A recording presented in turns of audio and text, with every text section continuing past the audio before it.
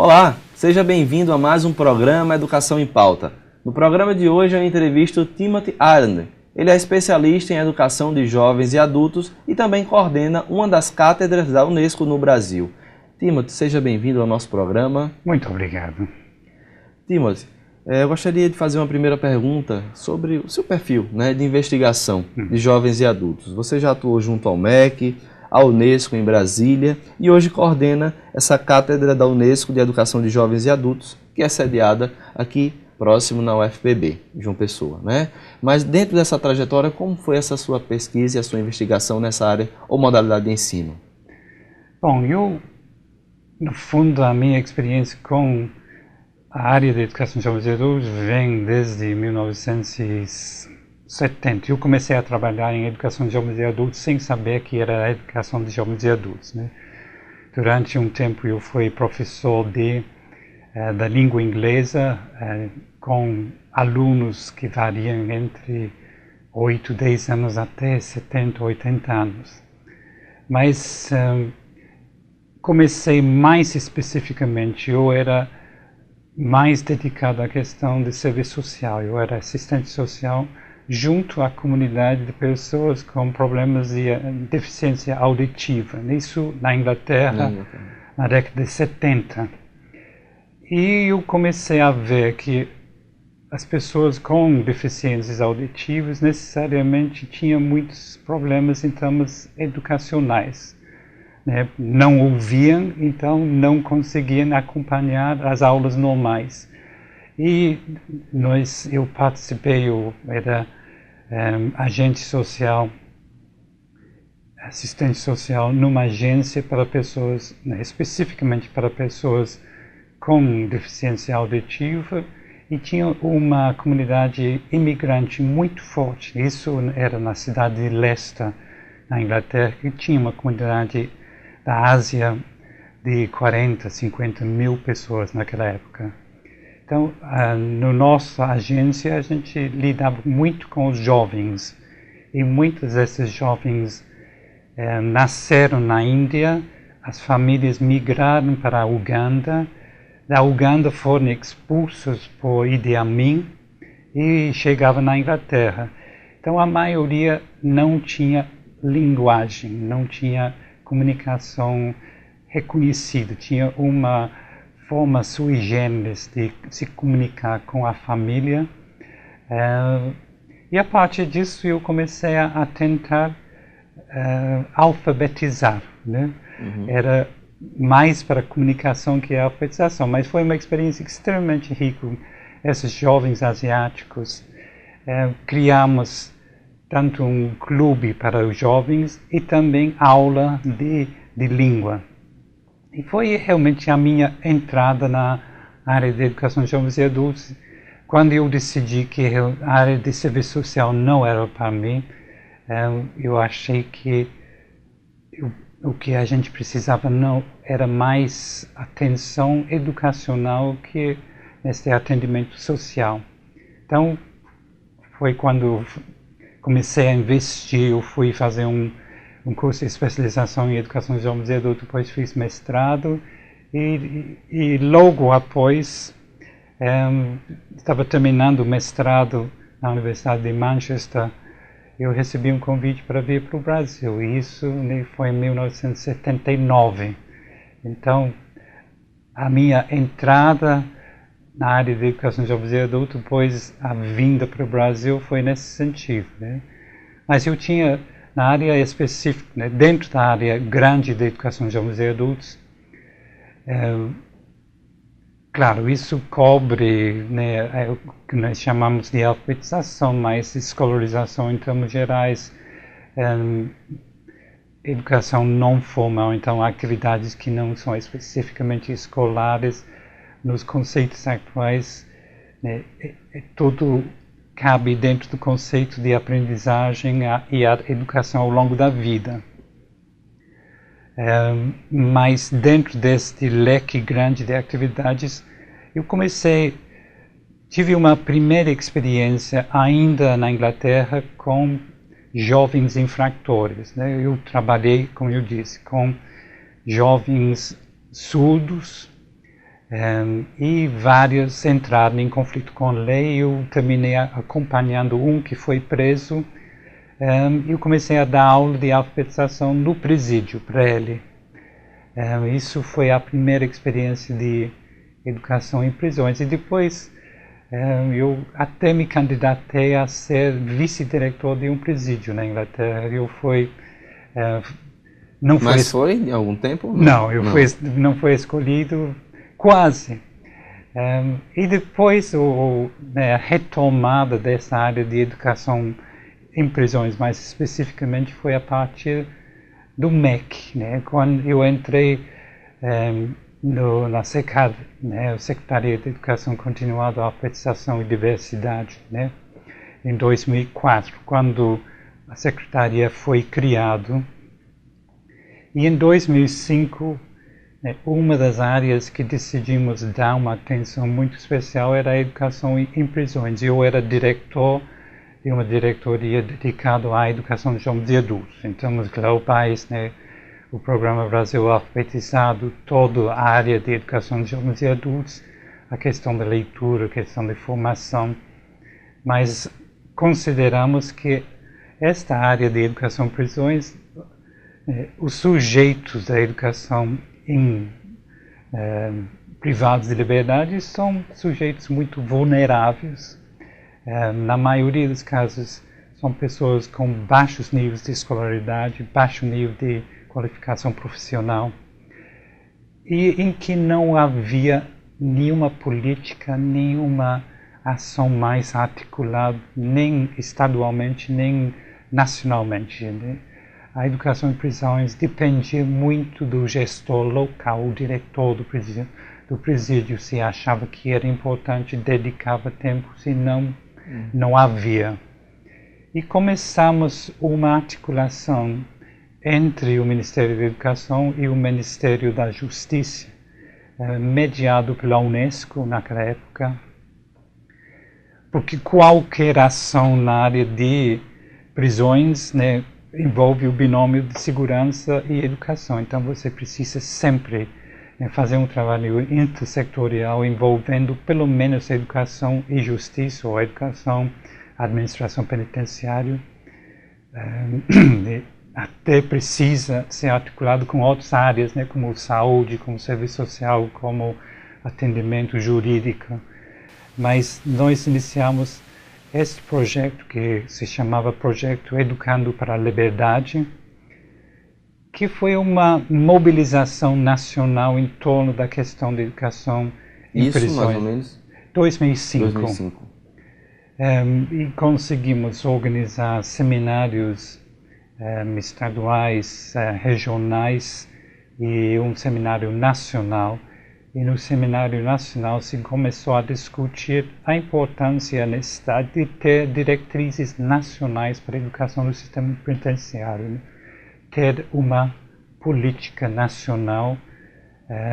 E a partir, finalmente em 2010 e depois em 2011, essas diretrizes foram aprovadas pelo CNPCP, pelo Ministério da Justiça e pelo Conselho Nacional de Educação. Então, existem hoje diretrizes nacionais para a educação no sistema penitenciário. Professor, o senhor também foi um dos responsáveis pela 6ª edição da Conferência Internacional de Educação de Jovens e Adultos, que aconteceu em 2009 aqui no país, né?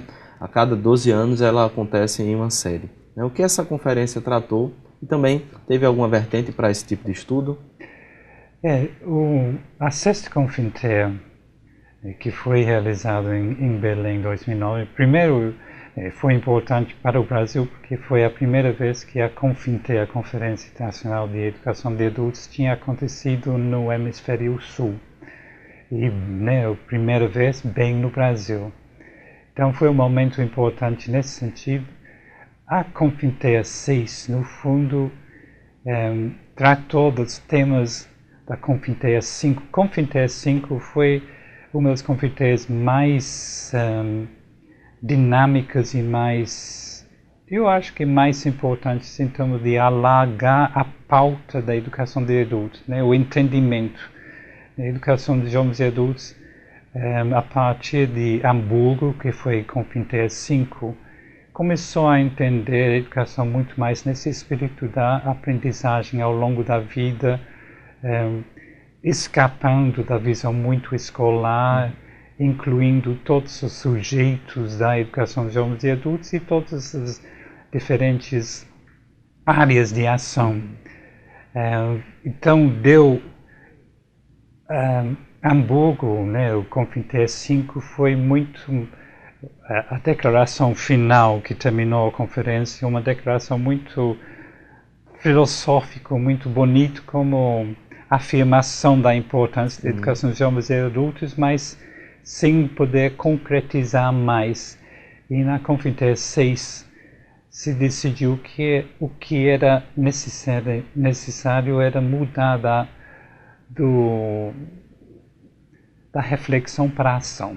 Para a prática. Sempre a gente fica devendo isso, né? Isso. O planejamento, a pesquisa, as políticas até existem, mas na realidade práticas é o que falta para a gente fazer a diferença, né? Mas já esse avanço em humanizar essa formação dos próprios presos já foi um grande avanço, não é isso? Foi, e inclusive na Confintec 6, os grupos voltados para a questão da educação em prisões conseguiram se mobilizar e articular dentro da Confintec. No documento final, Marco de Ação de Belém, há 2 referências específicas com relação ao direito da pessoa privada da liberdade a atendimento educacional no presídio. Que o direito à educação, primeiro, vem da Declaração Universal de Direitos Humanos em 48, o direito de todos, independente de ser livre e preso, todo mundo tem o direito. Depois tem alguns pactos e convenções específicos internacionais que falam sobre a questão da pessoa privada da liberdade e o seu direito à educação. E em termos do Brasil, temos a Constituição Federal que garante o direito de todas as pessoas à educação gratuito. E depois o LDB que define melhor, mas tendo referências específicas num documento internacional, sempre reforça a possibilidade de argumentar a favor da implementação de políticas nacionais. Ok, professor, eu vou pedir licença para o senhor, que a gente vai fazer um breve intervalo. E você que está em casa, nós voltamos já. Vamos ao intervalo.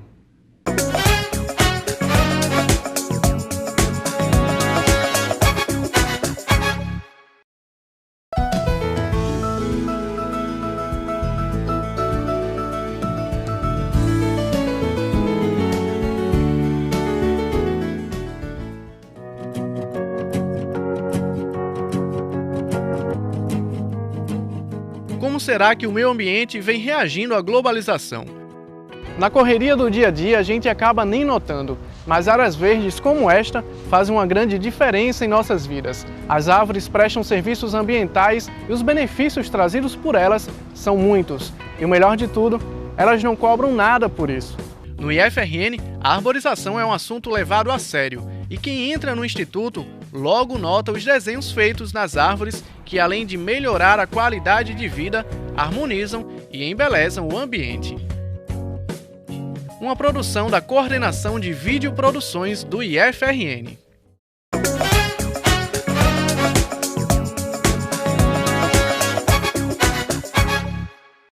Voltamos do intervalo e eu continuo a conversa com o professor Timothy. Professor, uma das pesquisas que foi desenvolvida na sua inserção na cátedra na UFPB foi uma pesquisa com o título Presídio Feminino em João Pessoa como espaço de aprendizagem, né? No bloco anterior a gente estava conversando exatamente sobre esse processo, entender que existe aprendizagem dentro do presídio e que também, além de uma formação educativa, se pode formar essas pessoas para que eles possam ser reintegradas no mundo do trabalho. Como é que foi essa pesquisa? Como foi feita, realizada?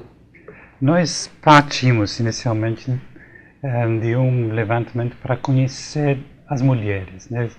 No presídio feminino em João Pessoa são mais de 230 e poucos mulheres presas. E achamos que o primeiro passo tinha que ser saber mais sobre quem são essas mulheres, o que desejam, qual é a sua formação, qual é o seu entendimento de educação, quais são os serviços aos quais eles têm acesso no presídio. Então fizemos um levantamento bastante aprofundado sobre o perfil da mulher presa. E a partir disso nós iniciamos uma negociação, quais seriam realmente as ações mais importantes para a formação da mulher. De um lado, já existe no presídio uma escola, né? Existe a alfabetização, existe sala de aula de ensino fundamental, né? Modalidade de educação de jovens e adultos, mas como quase todos os presídios, há uma demanda. Por exemplo, no início do ano abriram matrículas, mais de 200 mulheres se inscreveram para alguma atividade formal. Se não me engano, então de 40 foram realmente matriculados, porque não há espaço físico, há uma sala de aula, né? É um dos casos típicos dos presídios brasileiros que não se contempla a educação na arquitetura do presídio, né? Não há espaço físico. Isso em poucos ou quase nenhuma? Eu acho que em quase todos os presídios não há espaço, né? Há uma determinação do DEPEN, no Departamento Nacional, que qualquer novo presídio, né, tem que contemplar o número de salas de aula. É uma proporção o número de salas de aula com a lotação do presídio. Mas isso são casos, né, ainda bastante isolados.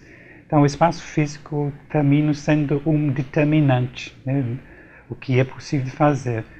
Então decidimos que a nossa ação deveria ser voltada mais para a questão não formal. Atividades que não exigem necessariamente um espaço físico formal, uma sala de aula, que pode ser, nós fazemos muito, há uma tenda. Então usamos a tenda que é aberto, né, só coberto, mas aberto a todos os lados. E temos desenvolvido uma série de atividades para provocar, né, reflexões e aprendizagens de tipo não formal. Por exemplo, nós passamos um filme recentemente que foi um processo muito interessante, e a última oficina que dedicamos à questão.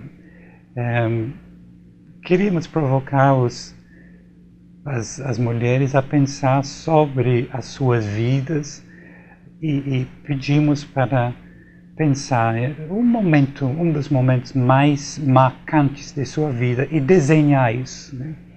Então cada preso, cada mulher, primeiro desenhou, cada um fez um desenho, né, retratando algum momento de sua vida. Depois pedimos para os grupos, cada mulher explicar para o grupo o sentido do seu desenho.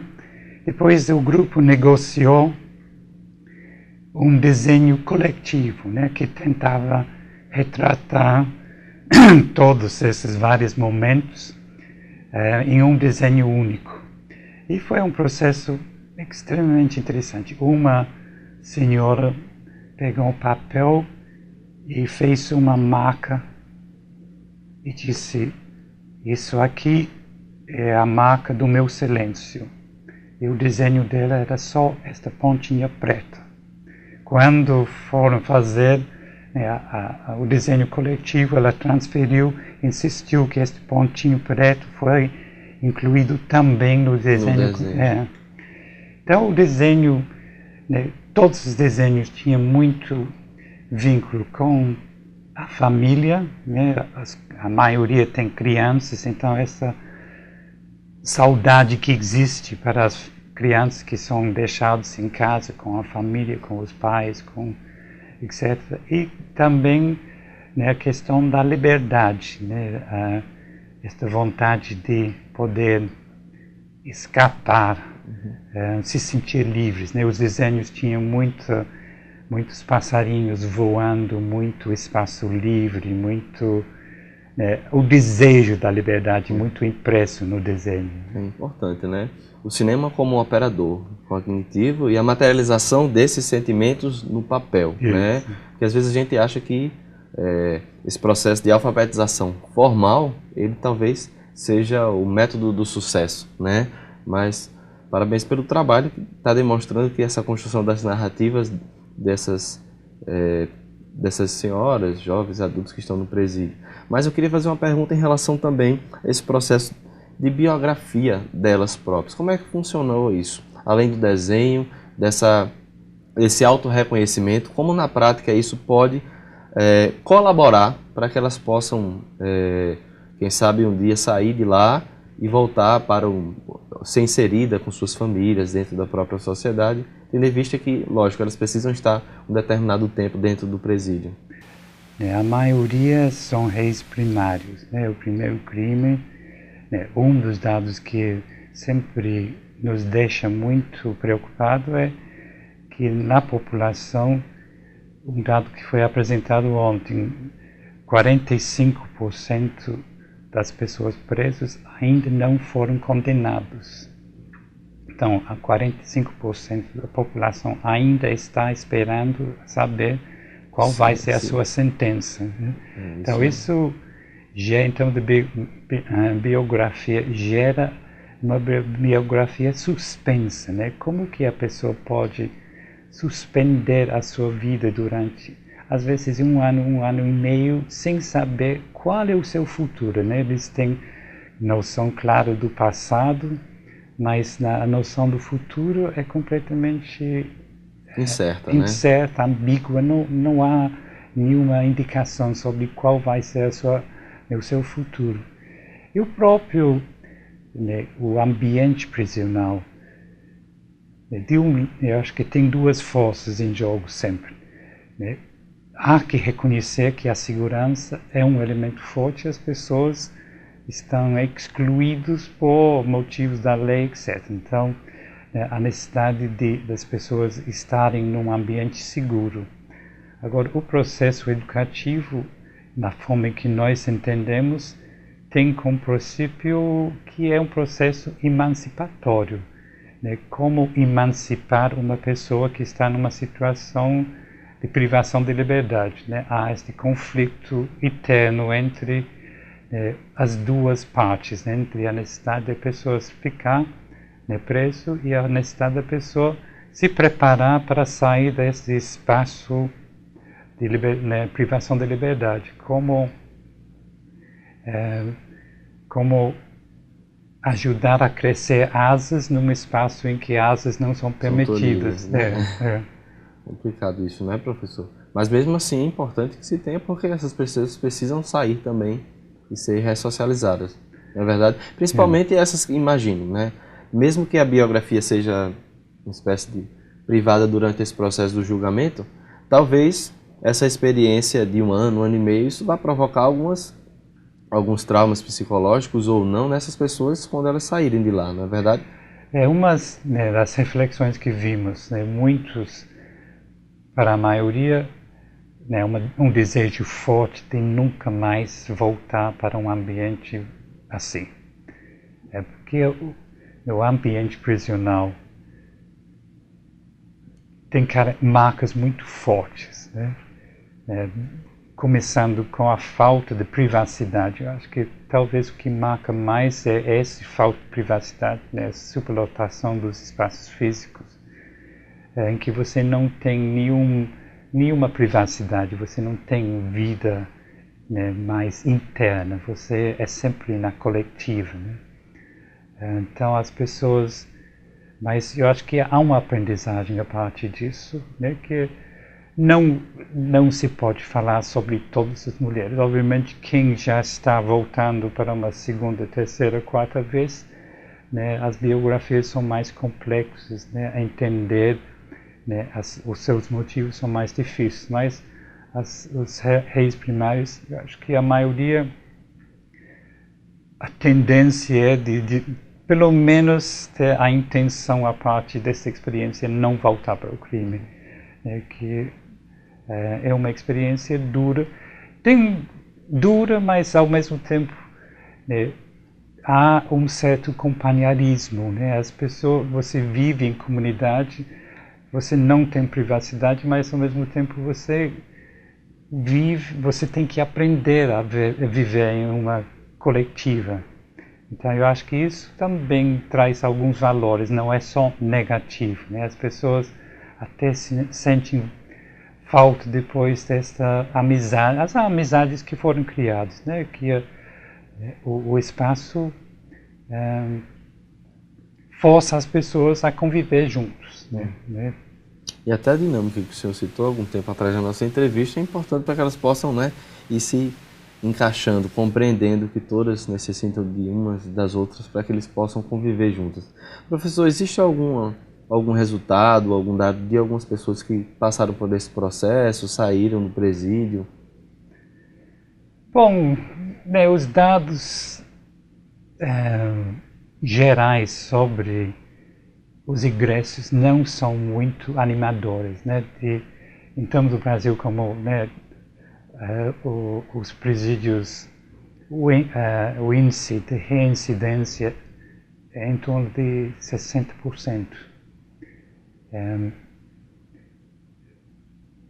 Eu penso que isso tem a ver com muitos fatores, mas, né, um dos fatores é que, né, os processos, a possibilidade de ressocialização, a possibilidade de processos educativos e processos de formação para o mundo do trabalho são ainda muito primários no presídio. As oportunidades de estudar são limitadas. A maioria das presos e presas tem baixos níveis de escolaridade, baixos níveis de formação profissional, e para uma reinserção na sociedade de uma forma mais produtiva, né, há que ter algumas ferramentas. Escolaridade e formação profissional, né, fazem parte deste kit, né? A gente, para se inserir no mercado de trabalho, você precisa pelo menos do ensino fundamental completo e alguma formação inicial no mundo do trabalho. Então, podendo, né, o presídio oferecer pelo menos, né, essas ferramentas de uma forma mais eficaz, eu acho que a reincidência tenderia a cair, né? Obviamente há outros fatores que interferem, mas as pessoas, ao voltar para a sociedade, né, normal, não são bem preparados. E um elemento que eu acho que é fortíssimo é a incapacidade da sociedade de receber de volta as pessoas que têm passado por um presídio, né? A marca de egresso é fortíssima. Existem muitos casos, né? Pessoas que saem do presídio, buscam trabalho, participam de processos seletivos, vão passando de fase em fase, sendo aprovados, chega a última fase em que há sempre aquela pergunta: você já foi preso? Sim. Acabou a história, né? A pessoa não tem mais possibilidade. Então, né, a sociedade, a cultura nossa não perdoa nunca alguém que já foi preso. Então, argumentamos, né, que o presídio deveria ser o espaço de ressocialização, mas não permitimos que a pessoa seja ressocializada. Sempre colocamos a responsabilidade no outro, né? Quando chega para a gente assumir algum tipo de ação, a gente... Ok, professor, a gente ainda tem muita coisa para conversar, mas infelizmente o nosso programa acabou, o programa Educação em Pauta, né? O tempo é um pouco restrito, mas agradecemos a sua participação e envie no nosso programa, professor. Eu agradeço muito. E você que está em casa, não perca na próxima semana, sábado, às 10 horas da manhã, com reapresentação também aos domingos, às 10 horas da manhã, na TV Câmara, o programa Educação em Pauta. Até lá!